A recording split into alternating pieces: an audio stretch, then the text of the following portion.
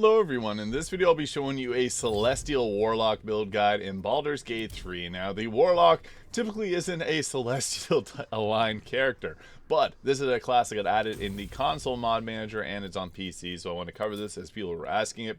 We're obviously going to take Eldritch Blast. You can't not take Eldritch Blast. If you have the 5e spell mod, I like the Lightning Lure as well, or like Booming Blade can work pretty fun, but otherwise like Minor Illusion, Mage Hand, or even any type of cantrip that you normally enjoy works well. Bone Chill being a good one to prevent target from healing. So I guess we'll go with Bone Chill there. And then for our subclass, we're going to go with the Celestial Warlock there. So this gives us Guiding Bolt and Cure Wounds. Pretty nice. I wouldn't recommend using Guiding Bolt too much, but it's a choice that we could go with. Hellish Rebukes there as well, or Armor of Agathis, Hex even, Arms Vidar. I wouldn't recommend using Cure Wounds with your Warlock spell slots, but it is a choice there. So even things like Hellish Rebuke can be nice early on to give us extra damage whenever we get attacked. And then for our class passive, I guess we'll just go with that there. And then for our spell slot, or for our ability scores, I think it's best to go with something like 16 Dex, 14 Constitution, 16 Charisma, and then 10 for Wisdom and Intelligence. Those saves are most important.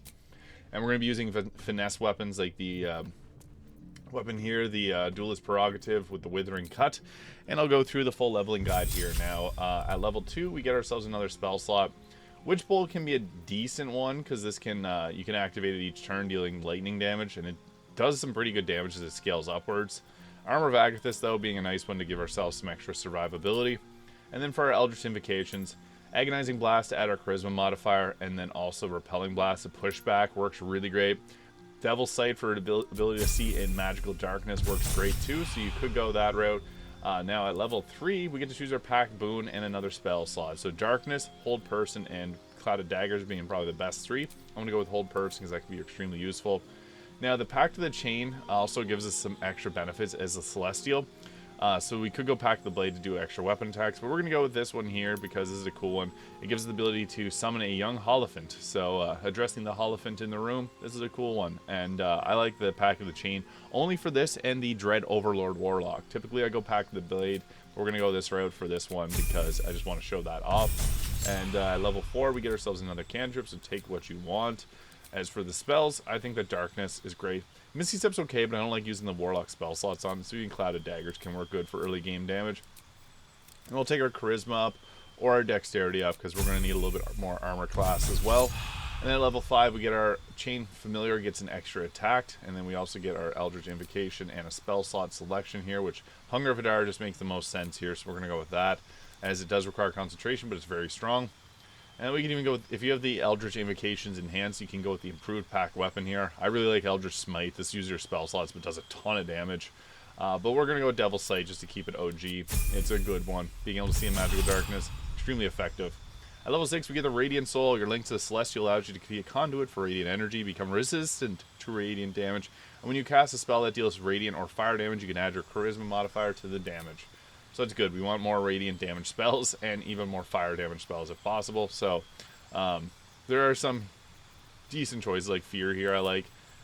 Vampiric Touch gives you the ability to regain health points back.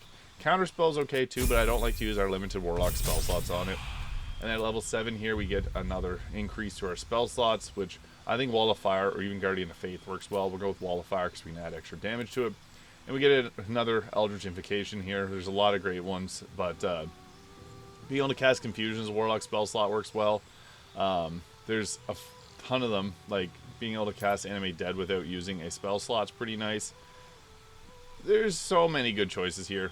Bearer of the True Flame, this gives us the option, so basically this is for the Celestial Warlock. Your Strength in your Flame, conditional, do Sacred Burn for 2 turns, and I guess we'll take that one there just because it fits with this one very well.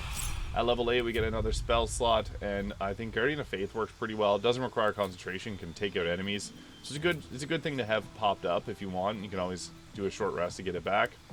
Now, Alert is a great feat as well, or we can take an ability score improvement and increase our Charisma, but I think Alert works well here.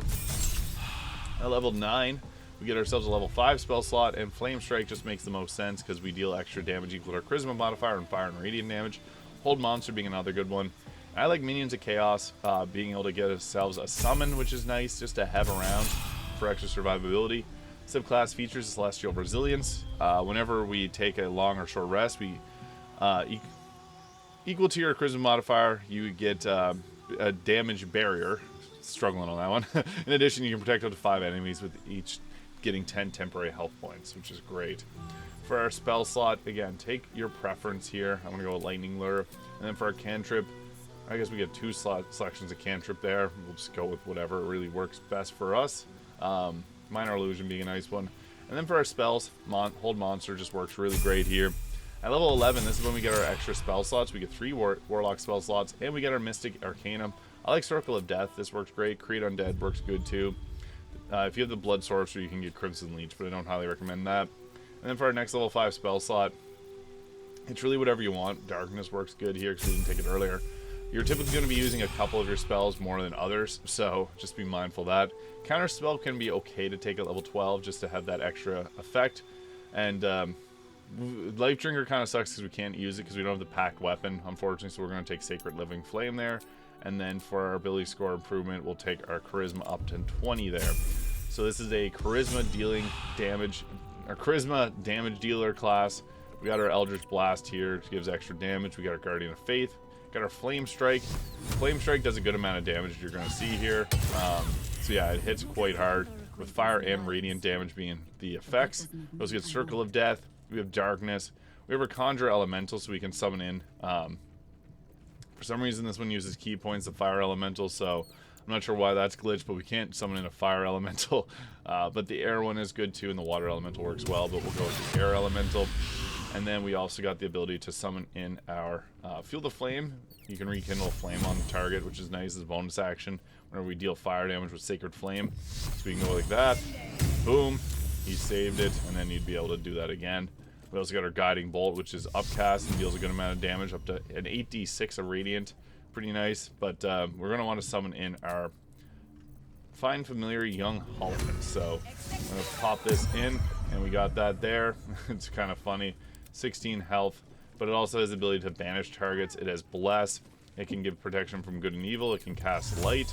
So you can cast Light on someone, light up the room. Kind of fun. It also does Heal for 35 healing, which is nice. And Joyous Trumpet, causing no damage at all, but makes a toot. So that's something that it can do. And it also has the Headbutt. So it's a nice healer support class because you get this here. It's not strong, but it does help out a bit, so it's nice to have around. But typically we're going to want to go, in terms of combat, always have your short rest after you do your summon. We're going to leave camp. I'll show off what we can do with this.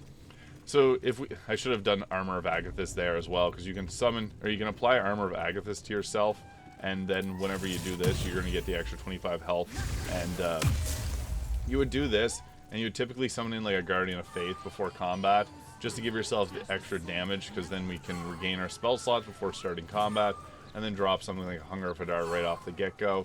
So I guess we'll just run to a combat encounter here. This is a bad encounter because it's a lot of radiant damage, which is going to get reflected. However, we can go ahead with some cool things. So we're going to drop this down here, and then we're going to short rest to get our spell slot. A member of our party's in danger, so I can't get my spell slot back. Classic. So yeah, whenever he gets into range there, he's going to get hit with some extra damage. I'll just move everyone back just so that I can show off this one class in particular. But yeah, this is a fun one. I think it's pretty strong. We got ourselves a summon here, which does extra thunder damage, and then we got ourselves here too, which we can do drop our Hunger of Hadar, being our 2 lines of defense here. So we got Hunger of Hadar set up, and then we also got our Guardian of Faith. And then we also have Healing Light to heal targets, so it's nice if we got anyone that needs a little bit extra healing. And Armor of Agathis can do some good defensiveness. So I screwed up, and then I accidentally used up my spell slots, but this is what this looks like. We can potentially banish some targets. He has too much health to be banished, but we can also heal ourselves too with this. So what's nice is we can apply Bless to our squad here, and just not super ideal, but we'll just show off the combat. This is probably the worst combat encounter to do as a Celestial Warlock, because all of these reflect with a Radiant Retort, so I can't use any Radiant spells on them, but yeah, that is something that can happen. We got our Hunger of Hadar there, giving a bit of darkness, and they're gonna just dash and waste their turn. And then our Guardian of Faith can attack. He got hit by Hunger of Hadar, and he gets attacked Radiant Retort did deal the damage back, unfortunately, so that unfortunately destroyed our Guardian. But normally that Guardian would do a whole lot more, so that's just something that happened, unfortunately. Very unfortunate for us. But then we also have our multi-attack here, which can deal a good amount of lightning damage. If you have Create Water set up, that'll deal a little bit more damage, so that's nice. I'll move that there. And then we also have our Sacred Flame, our Eldritch Blast, and you can also try to like line up a pushback of the Eldritch Blast so that it can knock him flying off a ledge there. We took him out anyways, but normally I'd try to knock him off there. And then we can also heal ourselves if we need it. So lots of survivability. It's actually kind of tanky because we got ourselves the Holophant, which can heal. We can banish targets. We can do our Joyous Trumpet. So yeah, lots of fun stuff with this class. Not the strongest, but it doesn't need to be the strongest. It's still pretty fun to use. So they try to cast Darkness. They're going to cast oh no, their days are numbered. They don't want to cross through the Hunger of Hadar. Oh, they're going to dash and get caught up in the Hunger of Hadar. So there we go. Take the acid damage and the start of the turn. They'll take cold damage. So yeah, Hunger of Hadar being a nice crowd control effect. It stops them in their tracks, and then you can deal extra damage to them. So I guess I'll give a little helping here because normally I just like to keep the radiant damage, but since there's so many extra damage types, or they can reflect the radiant damage there, probably not the best. We took them out. That's pretty good. And we can move this here to stay out of the Hunger of Hadar. And then we can go ahead here. The nice thing about the Eldritch Blast, you can keep pushing them back into the Hunger of Hadar. Unfortunately, I don't have any spell slots left because I screwed up that. So you can see that we were able to take them out. So this is going honestly better than expected. Pretty nice. I could have used Black Hole there, but you also have the Bless active. So they're going to use it. Oh, she's going to dash into it. Nice. I didn't expect that. Oh, that was a curious choice. But that's fine. We can always attack. I'll just do that. And then we can make our way. Oh, no. Whoa. Shit. We can teleport. Crap. I screwed up the teleport.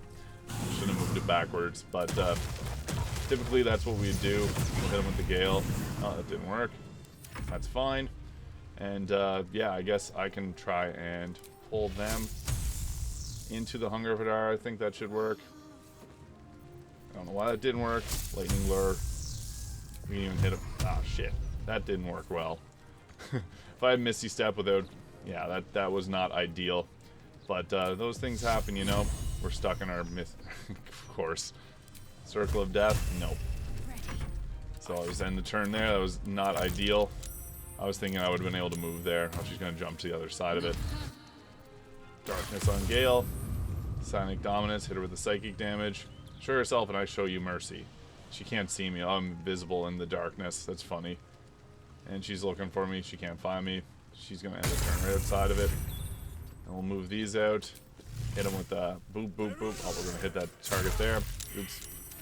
She broke her concentration. And then we can go ahead with our multi-attack here. Disadvantage, still a 90% hit chance though. So we got our Bless up.